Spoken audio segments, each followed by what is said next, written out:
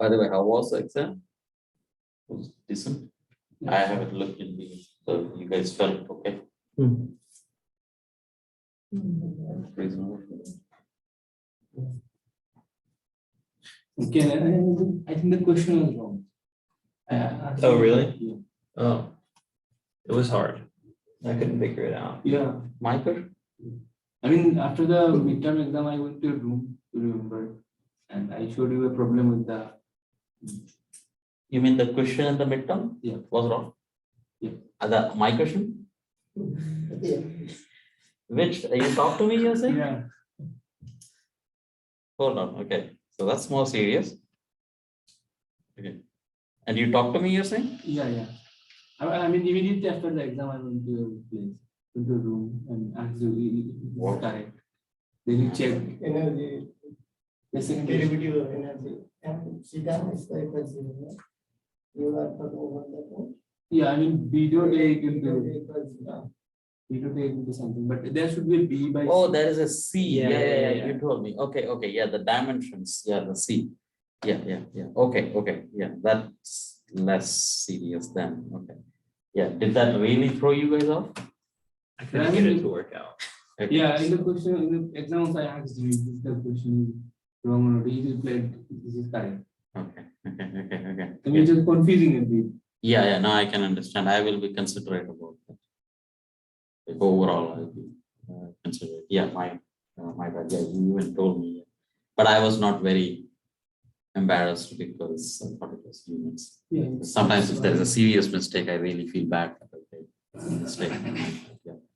Yeah, this is often I try to arrange the this is the challenge. Everyone says that in electrodynamics, you begin with SI units. Almost everyone likes to do SI units because it's more has applications in engineering and so on. But eventually, when you come to special relativity and many other topics, there is so much fundamental science in there, and they prefer to do it in Gaussian units. And they literally change units in between, which is very tricky because in your textbook, you refer back to a topic, and that's in different units.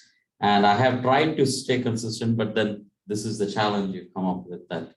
And I try to keep C in such a way that it is very obvious where to put the C in, but then you mess up like this. So these are the challenges.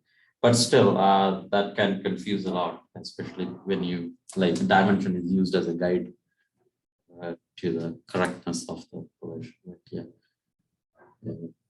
My apologies. But hopefully that won't hurt you guys too much. We'll see. You have the question. I can put it here. How does that work? Actually, I don't have to share it on this, right? I can directly go to, because you guys are able to see this, right? How do you go to a browser?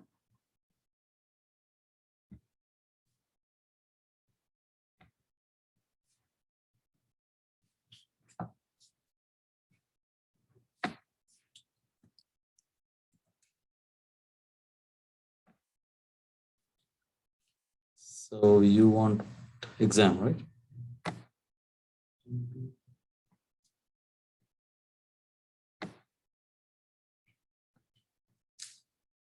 Okay, tell me. Yeah, actually, I wanted to explain the last question. Last question. Yeah. Oh yeah. So I thought this would have been a more straightforward one. It was confusing. Yeah, it beats actually. You explain it, it will help. Okay. Let's see. So we have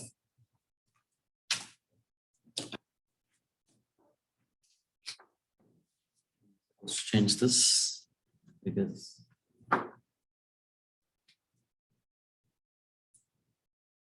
okay. So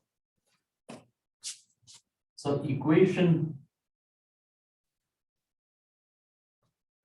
This is your Z and that's your CT. Usually, let me one more reference point. So let's use So any path, like remember in undergraduate physics, we plot z there and time here. That's more common, but that should be you realize that.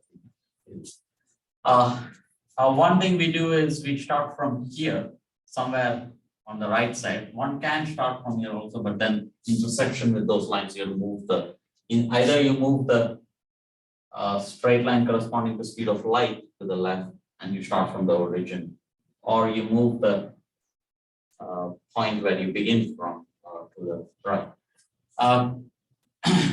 We know that Newtonian physics says that this will be Z0 plus half AD squared if we start from right. Acceleration times v squared. That's quadratic equation. It grows. This is linear, right? If something grows linearly for large time, that's this. So t squared will be larger. So that's here. It will throw significant response out there. Is that clear? That shouldn't be a problem. But relativistically speaking, this is z is equal to there is some dimension a, let's say, acceleration in some dimensions of c, and that is a square t minus plus c square c square t square. That's your equation. It is usually written as z square minus c square t square, and then acceleration comes in. This, if you notice, for large t. So if t is large, t tends to infinity, this dominates. So this is c times t. Right? So that's linear in time. So that means that eventually it will go straight. So so it goes straight. Right? So this is here. Is that clear? And that's a hyperbole. And then you ask the question that somehow this should match this. Right, this should in some approximation go there, and I think that's what I am dealing with here. So I say that for large time, so t very much okay. For t is very much smaller than some t naught. That means in this region they match here, right? So this t is very much small compared to some fixed time there, t naught, let's say, which is given to you, then these two are pretty much close to each other. So it should become half alpha AD squared. And that's what you do. You expand this out. So Z is equal to a bar times 1 plus C squared T squared over a bar squared. Expand it out, and probably I wrote it differently, right? This is a bar anyway, so there is some a bar that's connected to a, so that's a bar. This is not acceleration, so that's 1 plus. Why is this not working? Okay. Because there was a z minus z naught. Z minus z naught. Z naught. So that cancels out. This z naught will cancel out this. Right? Is that the confusion you had? I think your A bar is supposed to be Z naught, and Z naught is like C over. Okay, let's make this more precise. Okay. Then I won't have them. Remind me what this is. Z minus Z is equal to Z. Oh, I think Z is equal to Z naught. Okay. So Z is equal to Z naught times square root of 1 plus C square T square over Z naught square. This way.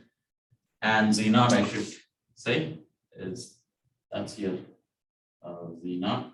And what is that in terms of acceleration?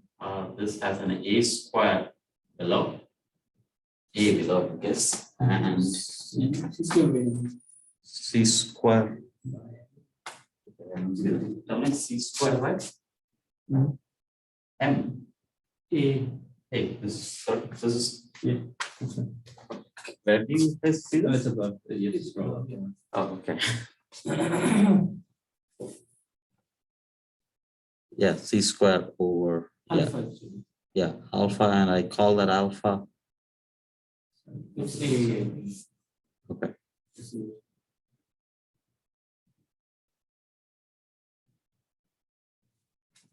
No, my own push in few days. Yeah, proper acceleration. Okay. Okay. Right. Okay. So let's keep this as A. So and then you just expand this out, right? So Z naught times 1 plus 1 by 2. That's the leading order. C squared over T squared over Z naught. Let's keep this as Z naught.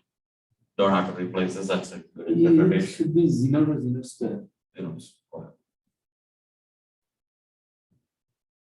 Very good. Nice. So that's plus half C squared over Z naught, 1 Z naught times T squared. So that's Z naught. Z naught itself is C squared over A naught. The C squared cancels out. That's the important piece there. Times T squared. Is that good? It is alpha, but it's a proper acceleration. Is this a confusion you had? Third question. Third piece. Okay. So third piece. Third. Okay. Oh, for large acceleration. Yeah. So if A is large, now the point is, one would wonder if you're doing this for the first time, we have a limit on speed. Is there a limit on acceleration? And you realize immediately that it doesn't seem like you can actually make it as large as you want. And you can still, what happens is that if you go very large acceleration, you get this closer and closer. So it almost touches speed of light very quickly. Otherwise, if the acceleration is small, you slowly increase your speed and eventually you will hit speed of light. But if the acceleration is really large, think of extremely large, like infinity, you almost immediately reach speed of light. And that's got by pushing this down here further and further. I remember that even in classical Newtonian physics, acceleration deals with making this thinner and thinner. The curvature here is the measure of acceleration. If you have a parabola, like this means you're accelerating slowly. And the different, I mean, if you compare the two, this is another possible acceleration, both are parabola, but this is much faster acceleration you reach. Like typically you say this is Z and this is T, right? So you reach, you get farther and farther very quickly. Like that's what you do in car, you say pick up speed. Like what is it called? Pick up, right? And at a stoplight, you pick speed. And that's this. And same idea here, but now you would think that what about this case in relativity? You cannot actually make this squeeze this further and further because very quickly this intersects with speed of light. So the best you can do is this. You get closer and closer. So as you get closer and closer there, acceleration is getting larger and larger. Squeeze this curve, squeeze this hyperbola into that cone, and that's your acceleration. So that's the qualitative piece, but since you may not, like in the beginning, the way to see this is your large acceleration, small acceleration in Newtonian physics. Here, this is a medium acceleration. This is a small acceleration. If it is small acceleration, you almost go straight line, right? You hardly bend. So this is if you want a small bend here. This is a hyperbola in a sense. And this is a very large acceleration. Does that help? I mean, if the acceleration is bigger, close to the position at t. Exactly here, because Z naught A is large, means Z naught is smaller and smaller and smaller. Right? So this is your measure of Z naught, it gets closer and closer. Does that help? So often what you do is that when you're working in some situations where acceleration is significantly large, you will make this go to the right so that you get the actual limits. Anything that is Newtonian will come in the case when you're out there. onto the left as you get close to the origin. In this plot, it is, for example, you could be close to black. That's the non-trivial physics. This is the standard Newtonian physics. Small, tiny atom. So that was a motivation. Just appreciate what small acceleration is. Doesn't need to do that much. Correct. Yeah, that's okay. But if you just got the plot, that's fine. And my expectation was that you just by looking at these graphs, you get a feel, right? If this is your Z naught, right? So Z naught goes small, big. So that was my hope. But I don't know. I haven't again seen your work properly. But yeah, again, I'll be lenient on this. Like if you got part A, the limit, that's an important piece, I think. And I decide on the breakup, seeing everyone's work. Okay. Question, anything else? Thank you. Yeah, okay.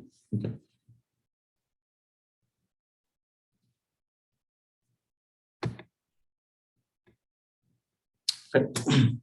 So, move to this.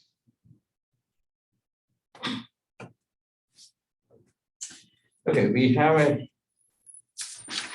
I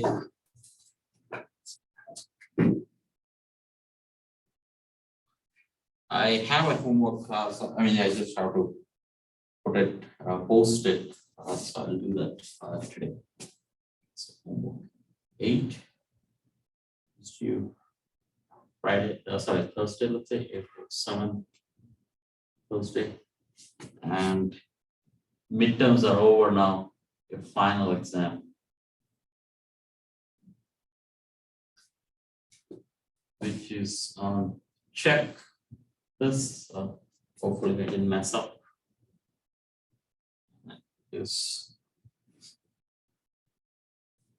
15 to 12.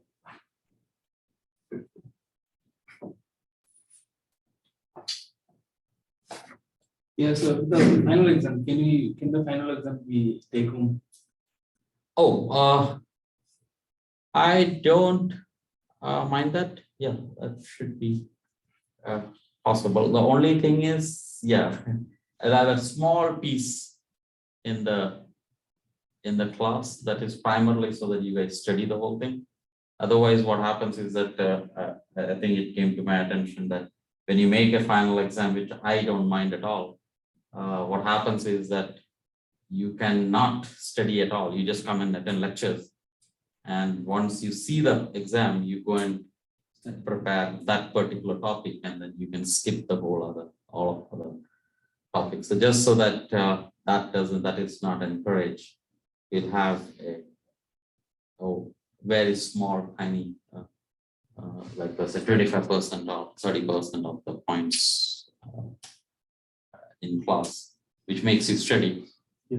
And at the same time, because I get the chance to ask outside points. Like basically, I can cover topics, extra topics in the paper. That's usually what I like. Bringing more concepts. Okay. So we started on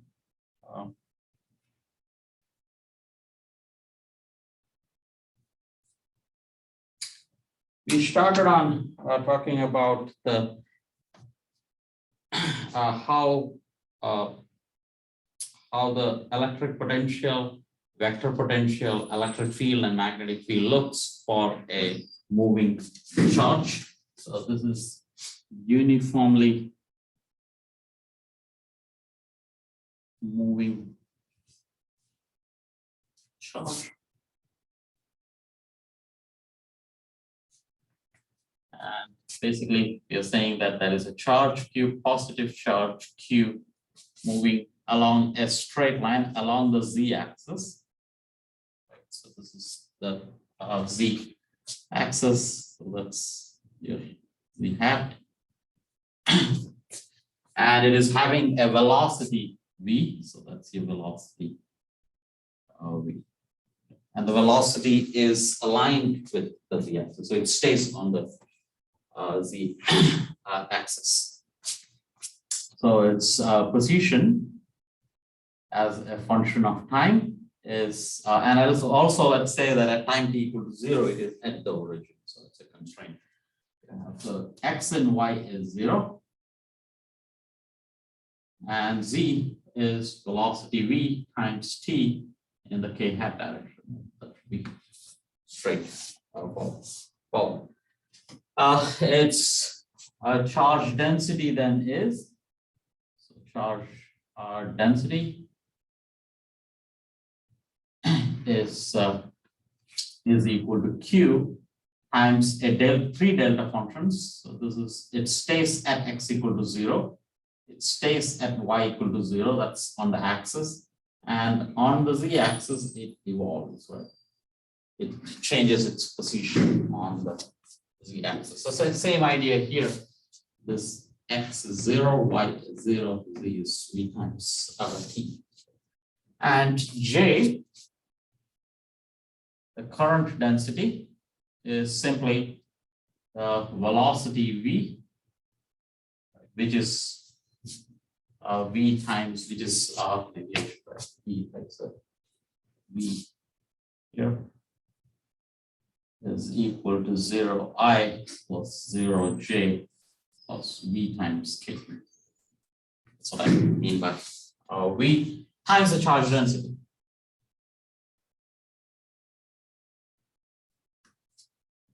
So it is q times v times this. Okay, so we solved for the electric potential for this problem, and so electric potential for this, if velocity was 0, that's just 1 over 4 pi epsilon times x squared plus y squared. So we said this is 1 over 4 pi epsilon naught, and q divided by, so this is x squared. If velocity was 0, this will be x squared plus y squared plus z squared. So let me write it here like this. I'm going to change this a little. If velocity was 0, that's how the electric potential looks like, right? X squared plus y squared. This is 1 over r this time. But if it is moving, then it turns out that this is equal to 1 minus beta squared here, and this has a VT.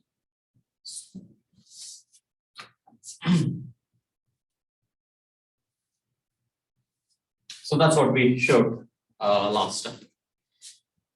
We know that 1 over 1 minus beta squared is equal to gamma squared. So let's write that in that form. Let's pull this gamma 1 minus beta squared out. So that's gamma in the front. So I have q over 4 pi epsilon naught. And I have a gamma divided by x squared plus y squared plus z squared. Now 1 over minus beta squared, when I take it out, this gets a 1 over 1 minus beta squared. So that's the same as gamma times z minus vt. That's squared.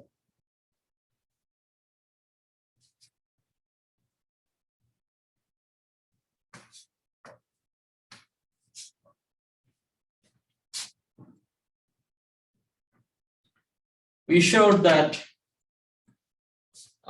vector potential is almost the scalar field itself, except that you have to multiply by velocity, because charge density and current density are related by velocity. Vector potential is related to the scalar potential in this particular scenario just by velocity.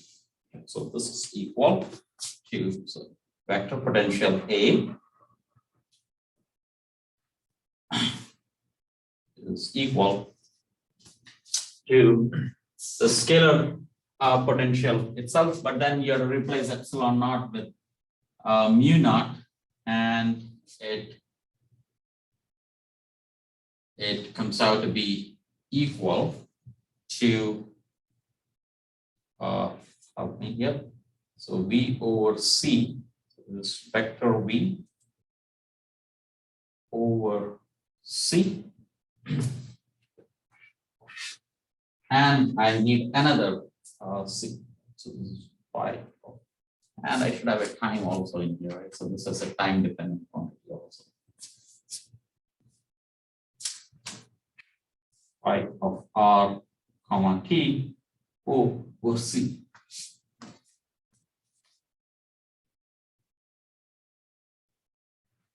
So if I just simply multiply this, get that. Remember that. So how does this work out? How does this conform with our ideas in relativity? Remember that what we have is in relativity Z prime and C of T prime is if as far as you're in one dimension, right? If your relative velocity is along the Z direction, if you're moving in the Z direction, that means in the rest frame of this, if you sit on this chart, you practically set V equal to 0. V and B dash is 0, which leads to the standard electric potential, which makes sense. If you're on the chart, you're in a rest frame, right? So then you should not see any of the moving effect. And that should be visible. So when I go from the rest frame to this frame, I should be able to get from the electric potential for a simple point charge to the moving point charge. And that can be got by just using Lorentz transformation. It's minus times Z times VT. Sorry, Z times CT.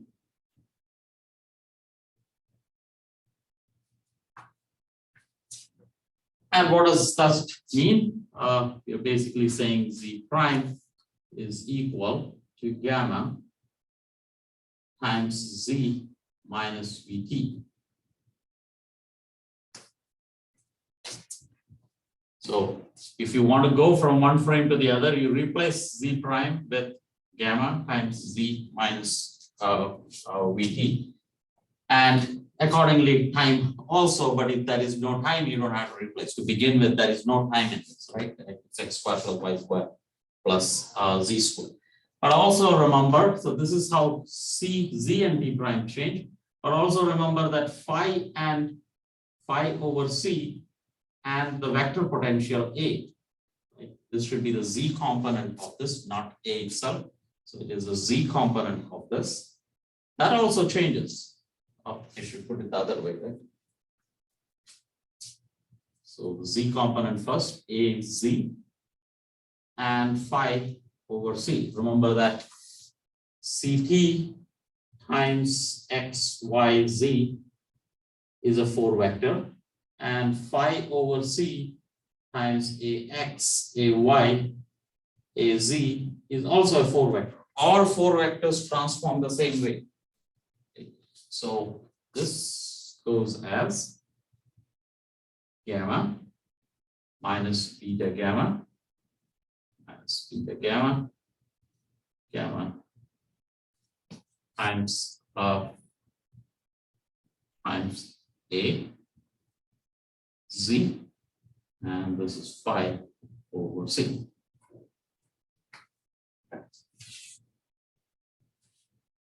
Okay. So let's say Z prime and so Z prime, comma, other way, right? So CT prime and Z prime and phi prime over C and A prime Z is the rest frame.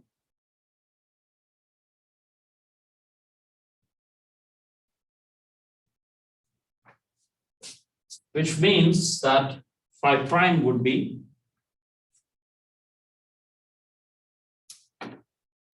means that phi prime, which is a function of x prime, y prime, z prime, and there is no t prime, but I'll write it ct prime anyway. That's t prime is equal to, we know this clearly, so it's q over 4 pi epsilon naught times 1 over x prime square plus y prime square plus z prime square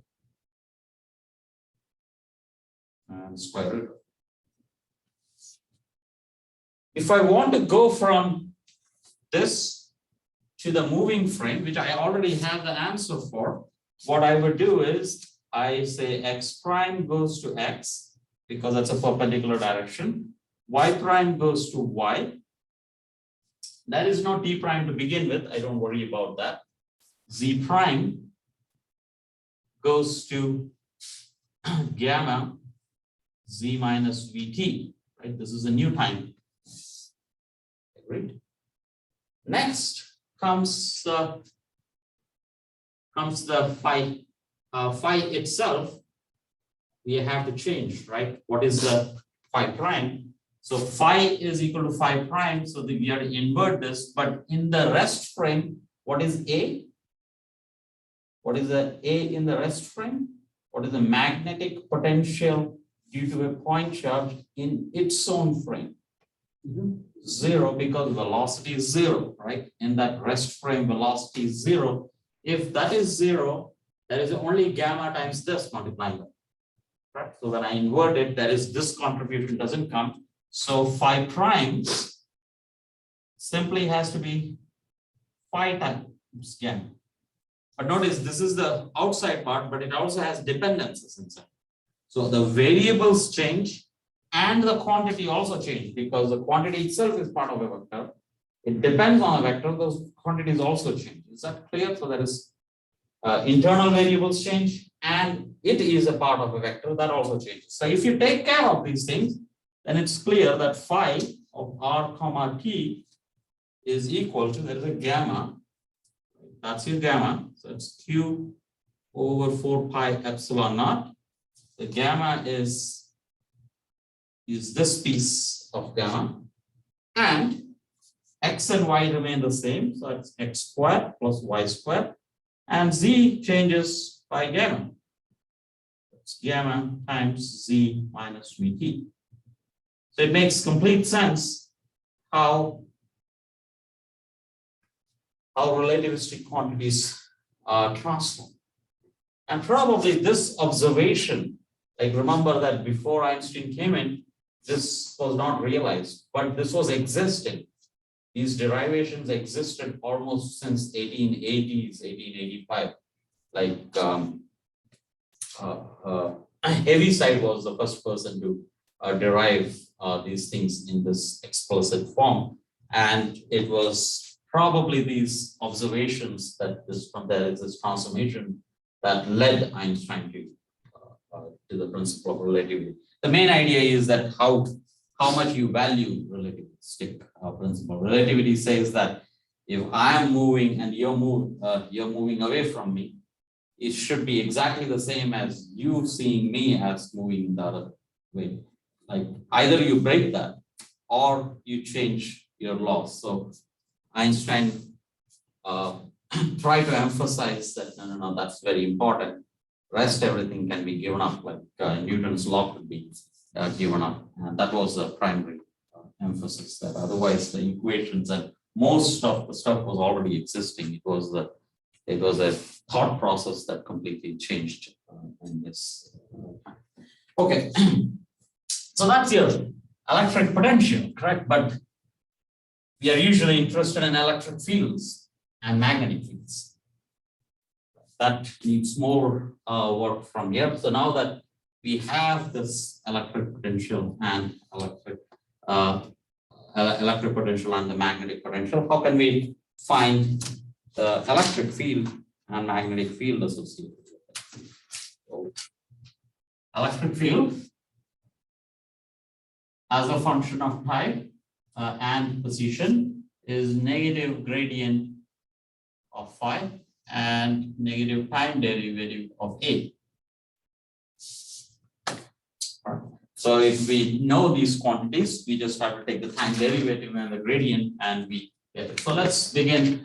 And one more thing is magnetic field, right? Magnetic field is curl of A. So if we take the derivatives of this quantity, we get our electric and magnetic field. It's a little tedious, but let's work it out. So let's do the time derivative of A first. Right? So time derivative of A is equal to, you go back here, there is this thing coming in here. Velocity does not have any time dependence. So the only time dependence is in this time t here. So let's see this, check this out, or actually, let's go back to this form. Yeah, let's use this form because I think that's easy to work with, but then instead of gamma, we just have. Does it help? Because we'll have gamma. Yeah, let's use this. This is more intuitive. Yes. Can you explain how do you get the expression for A?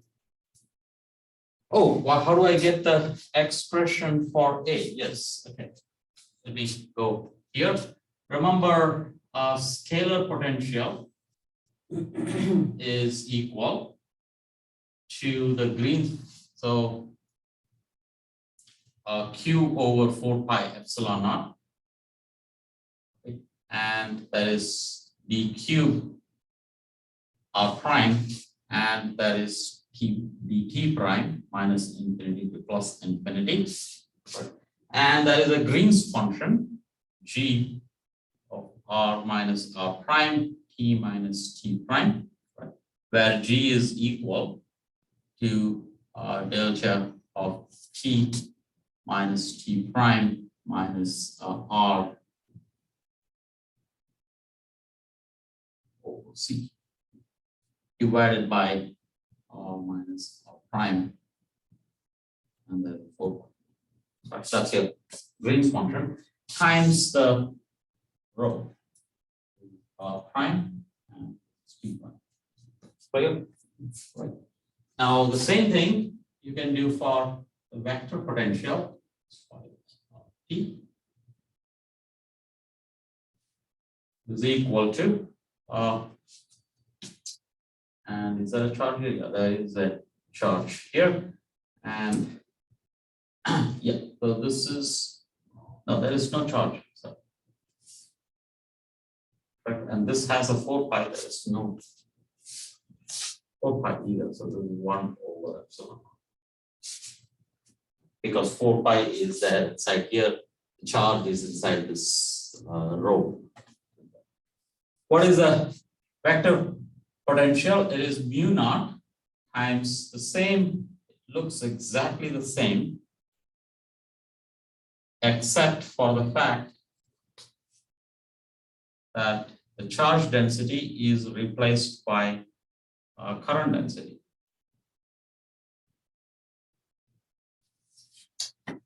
So these two are the definitions now, or I shouldn't say definition. Yeah, at this stage we are using it as definition, but we derived it. Right? Starting from Maxwell's equations, this is what comes by. But in our problem, velocity is independent of position, independent of time. Or here, current density is velocity times the charge density. So I can bring that velocity all the way out. Right. So this is equal to mu naught times velocity v times whatever. So if I bring this velocity out, whatever I have is this quantity in here, right? And but there is an epsilon naught, so I have to multiply that epsilon naught, right, to get rid of this, and that is pi. Is that clear? No. No, right? Okay. So let's do this more slowly. So this is equal to mu naught times d cube r prime, d prime, g of r prime, t minus t prime times velocity times R prime minus T prime. Is that clear? Because for my problem, or for this problem we're talking about, that's this. Pull this out. Since velocity does not depend on this position and time, I can bring it out. So that's equal to velocity v times mu naught, and that's d cube r prime dt prime g of r minus r prime t minus t prime and rho r prime t prime. But that's exactly this expression, except that I have a missing epsilon naught. I multiply and divide by epsilon naught. And then you see that, oh, that's nothing but this is a 1 over epsilon, so that's phi. This is 1 over c squared. Right, so that's 1 over c squared, and that's phi. So, well, Yeah, that's good. Thank you. so once you know phi, you practically know A, which is useful. So this means beta, right? So this has this beta in it. So that is 1 over, so beta times phi over c, which is what we need here. Notice A is gamma times A times beta times phi. Right? The transformation is necessary, and we will see that coming. That's a relevant point. So the idea is that we didn't have to go through all these details. We could have used Lorentz transformation to get the same answer. But this is more in the spirit of what we are going to do now, that something happens to the source, what happens to the electric and magnetic field, how do we calculate that? But we didn't, at least for this case, we didn't have to do that because this is a relative motion. Instead of going and calculating, go to the rest frame and we know the answer, then just Lorentz transform it. So either way should give you the answer. Okay, questions?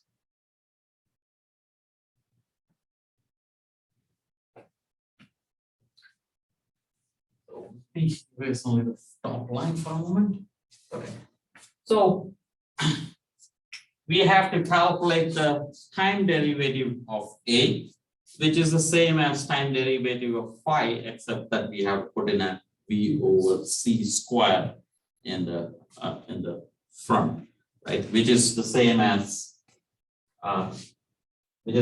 saying mu naught times v, right? That's also true. But let's keep it in this form. So that's beta, and that is a 1 over c. So that is a beta times beta over c, and beta over c, and then that's time derivative of phi. Right, that's what it is. So let's do that.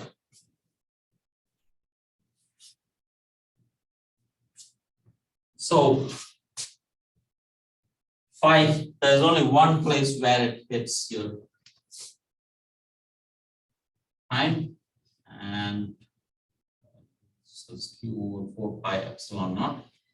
This is a square root function. It is minus 1 by 2, minus 1 by 2. And then the square root becomes 3 by 2. So this is x squared plus y squared plus gamma squared z minus vt squared. This becomes 3 by 2. And then I also have to take the derivative with respect to this t. So first I have to take this as an argument. So that's 2 times gamma times z minus vt. And finally, the coefficient of t, which is minus v times z. Right? So it's minus v times gamma. So minus v times gamma. Okay.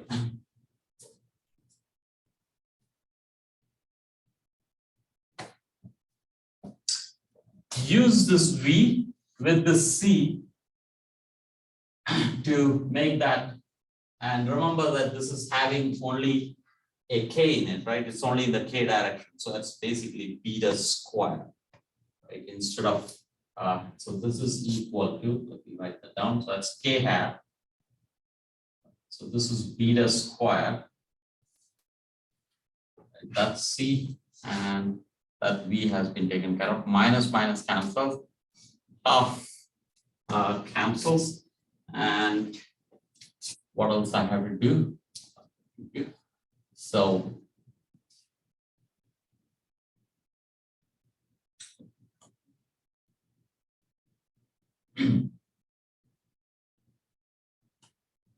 yeah, beta square, and then there is a gamma square.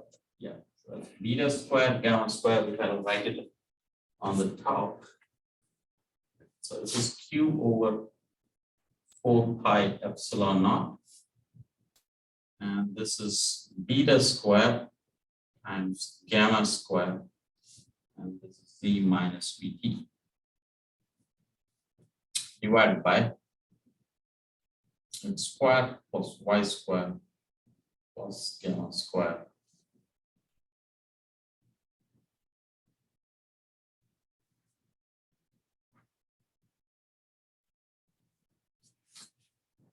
Okay. Any questions? And maybe get this in my head, but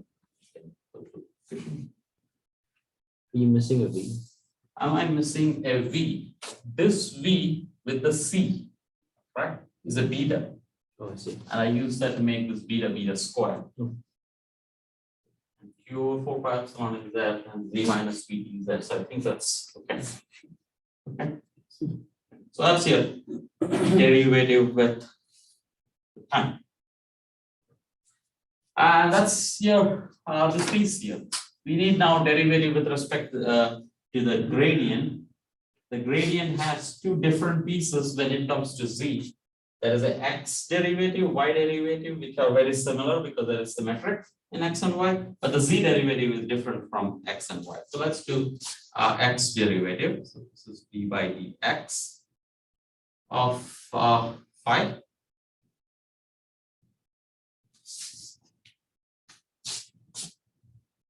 Oh, something moved.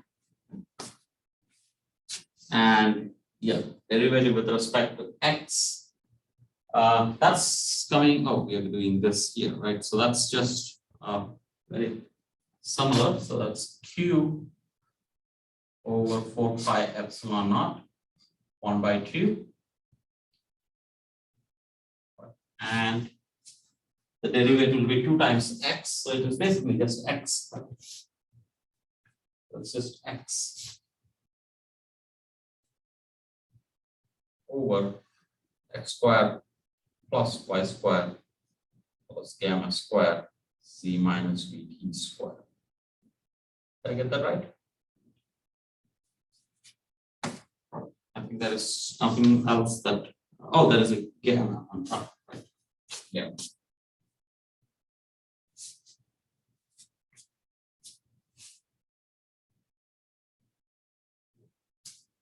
I'm missing anything? The Y derivative will be exactly the same, except that this is X, and the Z derivative of phi will be Q over 4 pi epsilon naught times, instead of this being this, so now we have 2 times this whole quantity, and there will be a gamma times V. So let's do that. So this will be a gamma square, and there is a minus V coming in. So I pull in a C and I put in a C.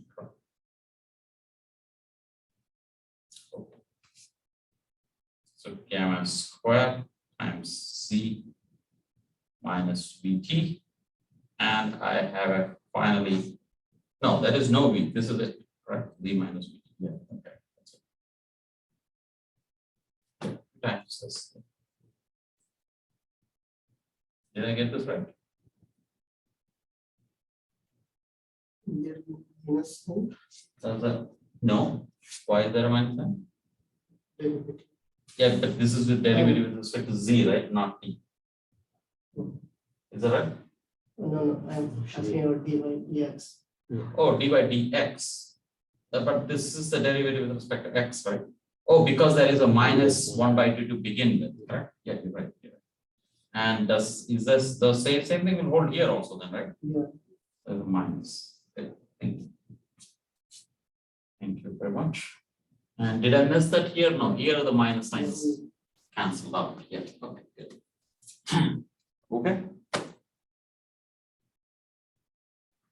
So now I want to put this all together, right? So this is this, there is a derivative with x, y, z, and t.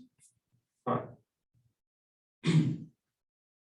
So electric field is equal to this multiplied by I hat with a negative sign. So it seems like this piece is always there.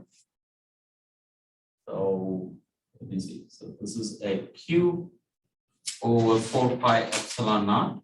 It's always there in every piece, and the denominator is always there. X squared plus y squared plus gamma squared c minus vt squared. That's always there. Now, the first piece is minus of the derivative with respect to x. That's gamma times x I hat. That makes it plus gamma times x times I hat. That's the first piece. Y is pretty much the same, so it's plus gamma times y times j hat. K is now gamma squared. Again, negative gone, so it is plus gamma squared c minus vt times k hat. Point. And finally, this is a negative of the time derivative. The negative of the time derivative. I bring in this back again. So this is minus. There's only k hat, right? Only the k direction this contributes. Denominator we have taken care of. That's beta square gamma square times z minus vt times k hat.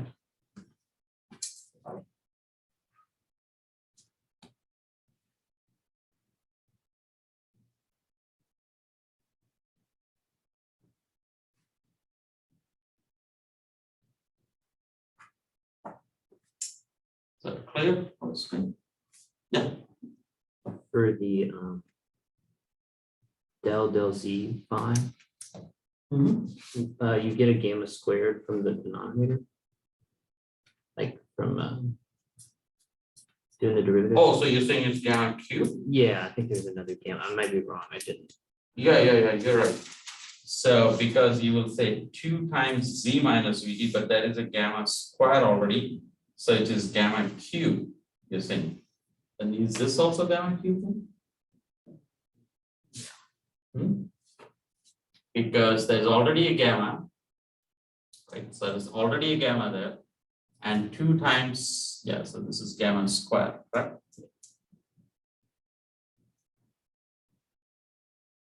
There's already a gamma, so I think that's so it's gamma cube, correct? Agreed? Now am I good? Thank you, that helps. So gamma cube, and that is gamma cube. Does that fix it? Yeah, I think that's correct.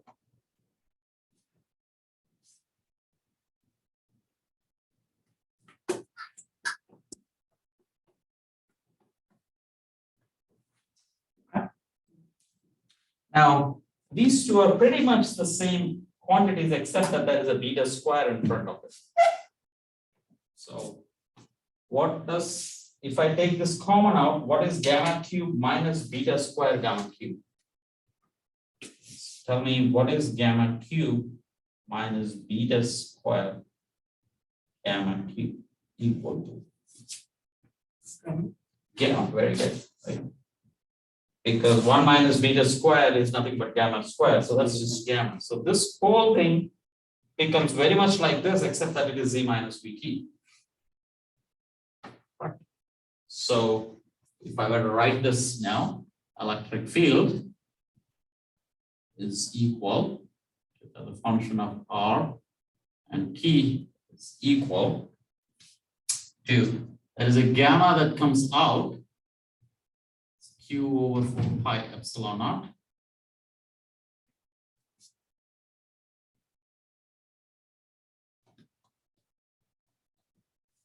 So, and that is X I hat plus Y J hat plus Z minus VT J hat divided by X squared plus Y squared plus gamma squared, gamma times Z minus VT squared.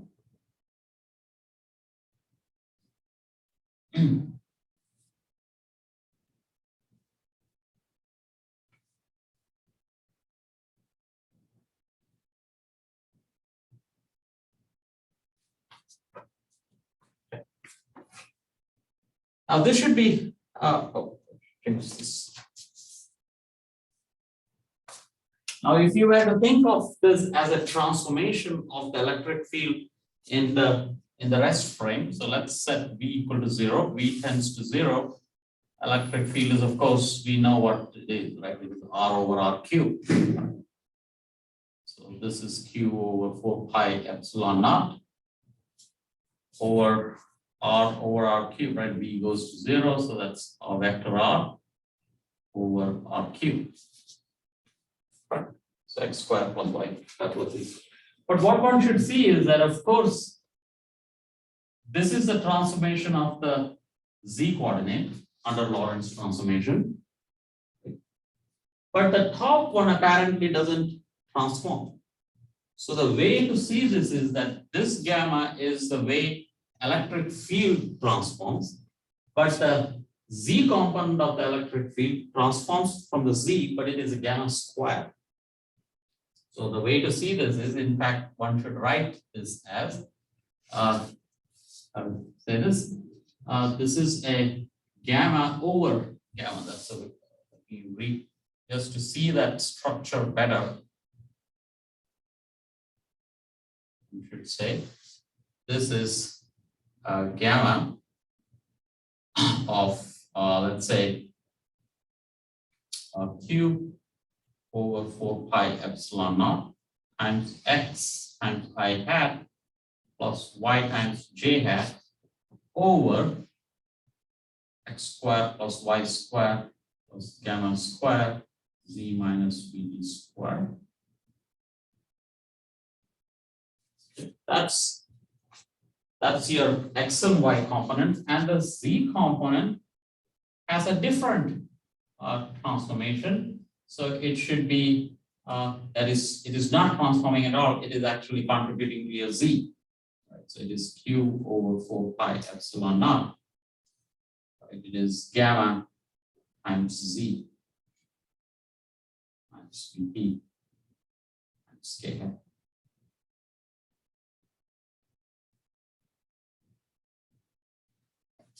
Notice the way I am looking at it. This gamma, I am providing it to the electric field itself. But this gamma, I am giving it to the coordinate. If you want it both ways, so you should say that is a gamma and that is a gamma over gamma. That's the big, okay. So basically it doesn't transform at all. So remember that electric field in the Z direction, in the direction of relative velocity, and the perpendicular ones behave completely differently. So if you were to look at this, then you can ask, how does the electric field look like now? It seems like the X and Y increase significantly. So for large beta, so when beta is very large, tends to C, right? When or beta tends to 1, right? Right? When beta tends to the speed of light, when you're going faster and faster and faster, we should ask, how does E perp look like? How does EX go? EX increases, right? Because gamma is very large. But of course, there is a gamma here also, but this grows, right? So that tends to infinity in principle. But what about this? This doesn't hurt itself. This is just a coordinate. In fact, if you had x and y 0, that will actually, in fact, it is the gamma is going down, right? Because gamma is in the denominator. Okay. If you have x equal to y equal to 0, for example, this gamma and this gamma cancels, and there's a gamma in the denominator. So EZ actually goes to 0. Right. Of course, you have to take care of the coordinate also. So in fact, you should, in principle, without the coordinate, this does not change.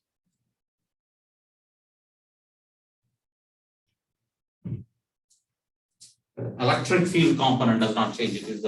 It is the lengths that is contracting. So this length will contract, right? Because the gamma is changing, so the length contracts. So how does it look like? So if you had a, you have, this is your z direction. Let me do it this way. So that's your z direction. And let's say this is a positive charge. It's moving with velocity v. First, let me put velocity v equal to 0. If it is not moving at all, I know how its electric field will look like. That's my z component, and that's going to be my x component, and the y component is coming out. It is cylindrically symmetric. So my electric field at any point will be, this will be how it will look like, right? So that's your electric field. It will be very symmetric. That's our point charge field. And let me draw it. This is when V is 0. That's very clear. So it is symmetric in the sense that this is the surface where the electric field is exactly the same is a sphere. The intensity of the electric field is the same, equidistant from the center. But now let's start moving. When you start moving, what is happening is that the x and y components are growing. Like it's like the length and time dilates and the length contracts. Correct? Here the x and y component dilate.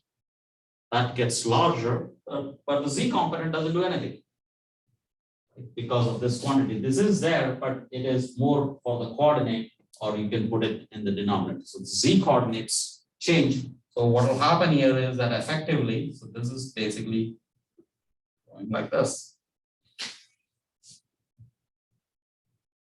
Is that clear what I mean? So the x and y components are growing, z component range stays the same, and in the extreme limit of it going to infinity, this will pretty much go to infinity, and this is so tiny that it squeezes in. So my frame of reference is I'm in the moving particle. Now I'm in the frame of reference. If you are in the moving particle, if I sit on the moving particle, it is at rest. Right? So the first thing I drew was when I'm sitting on the particle. Then everything is at rest. World is very simple. Right? But now let us say I jump out of it, and now the charge is moving with velocity v. That's the velocity v. And then what happens is that velocity that gives a boost, if you want, to the x and y component.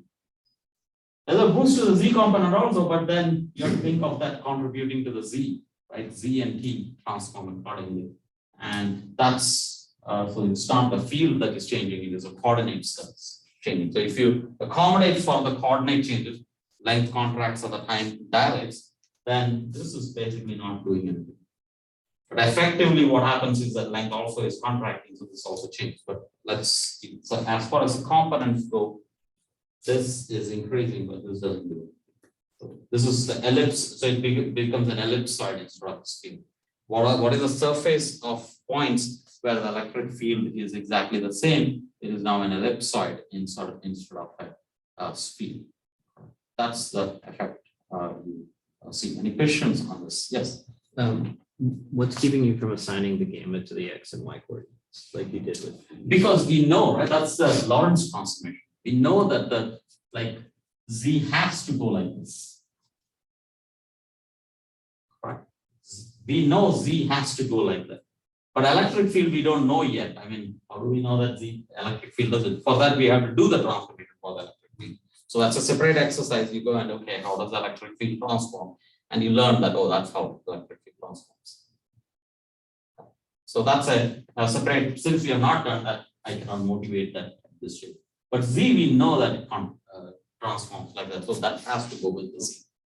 And then the question is what happens to it? Then that's it. Conclusion you can make that oh, electric field doesn't change. The zeroth component of the electric field doesn't change. Is that clear?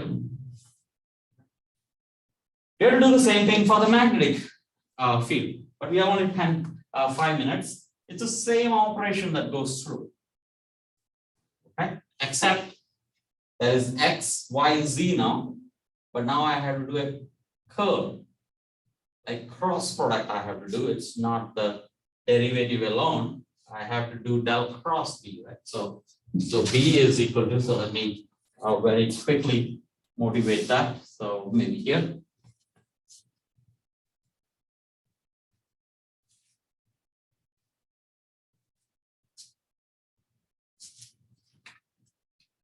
So let's say a magnetic field is del cross of A.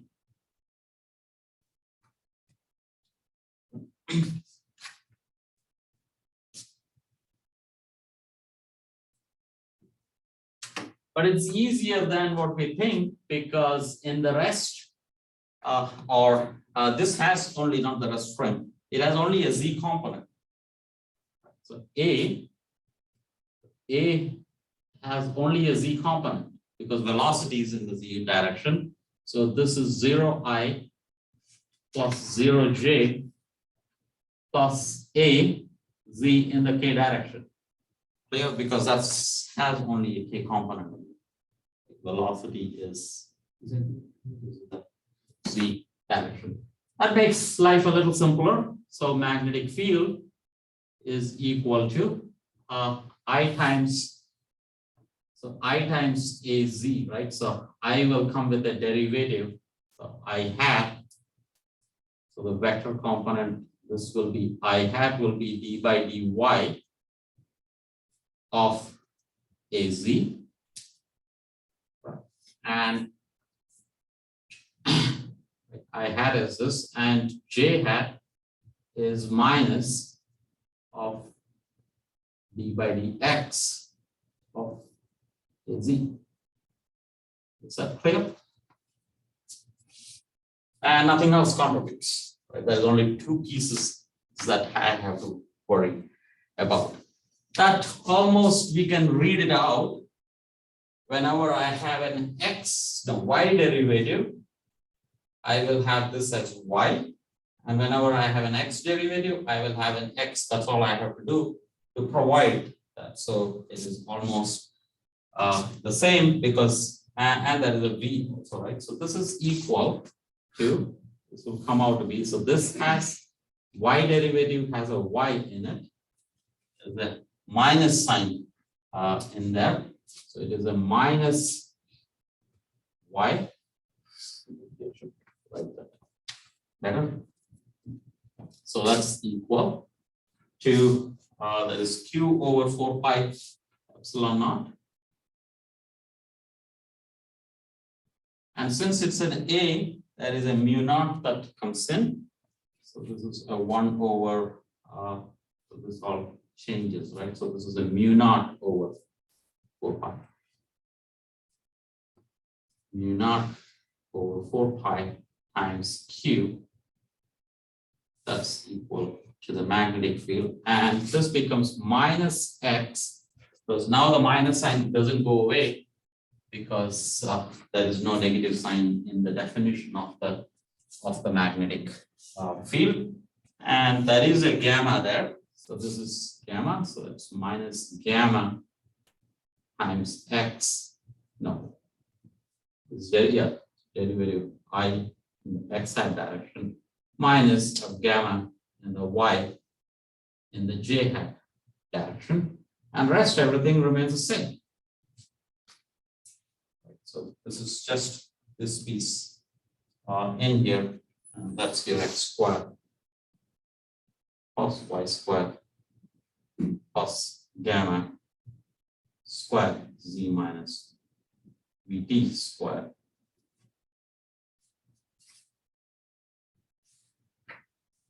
There is no z component to that, which is making sense because magnetic field is circular, right? So if you were to plot this now, you were to think about how does it look like, the magnetic field.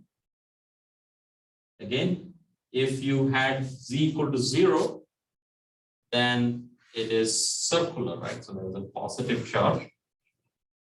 It's at rest now, and they are circular. Let me show it like this.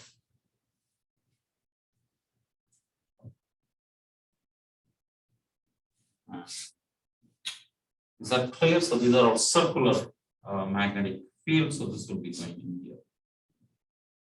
The velocity. Oh, sorry. So this is wrong, right? There's some mistake here. Mistake. Where is my velocity? Oh, because there is a velocity in the acceleration, right? So this is a beta also, like beta here. Beta. Right, because this is that velocity, v over c.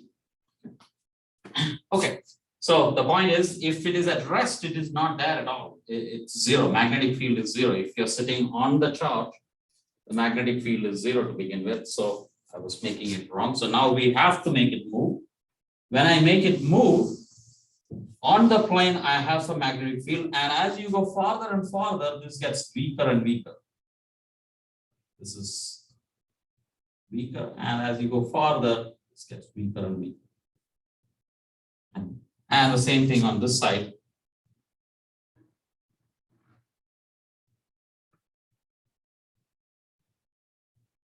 Okay. And that needs to be analyzed from here. I'll leave that to you guys. Okay.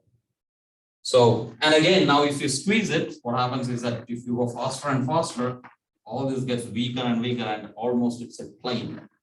So in your homework, the problem you will do is that the limit, how does this look like?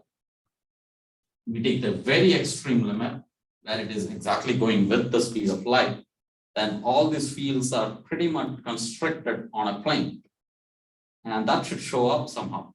And that shows up as a delta function. So that will be one of your homeworks. Okay, is that clear?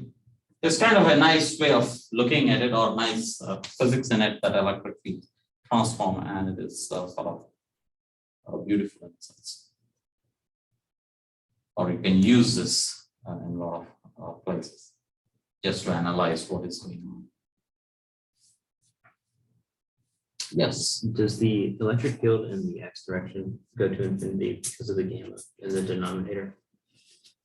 Like the gamma in the denominator is what makes it go to infinity. No, gamma goes to infinity, right? Mm-hmm. So it goes to 0. Electric field goes to 0, right?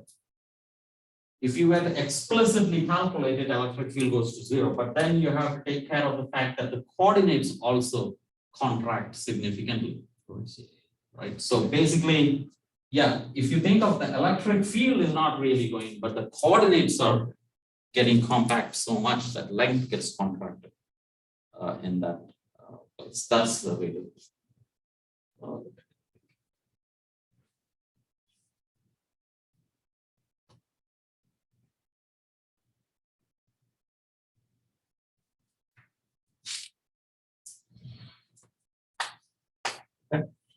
This is a picture of a dynamics of a particle or electric field. electric field of a particle. Like this particle will create an electric field, which will be much larger in intensity here than here. Like, let us say, think of actual flashlight, right?